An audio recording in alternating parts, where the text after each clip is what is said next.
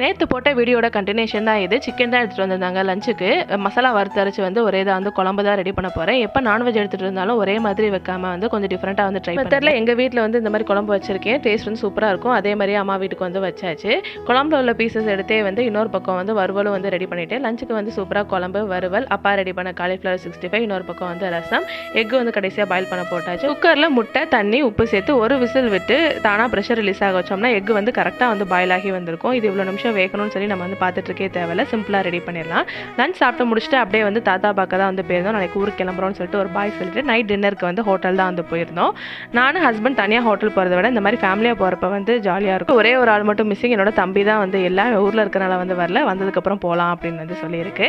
அங்கே play area இருந்தனால எல்லாருமா சேர்ந்து வந்து ஒரு பக்கம் வந்து விளாண்டுட்டு அன்றைக்கி டேவே ரொம்ப ஜாலியாக போச்சு. இந்த வீக்கெண்டே எனக்கு வந்து ஃபுல்ஃபில் ஆன மாதிரி இருந்தது. ஆதித்யா விளாண்டுட்டு வரும்போது வரமாட்டேன்னு சொல்லிட்டு ஒரே ஆடம் பண்ணிக்கிட்டு இருந்தான். வீடியோ பிடிச்சிருந்தா லைக் பண்ணுங்கள். நாளைக்கு பார்க்கலாம்.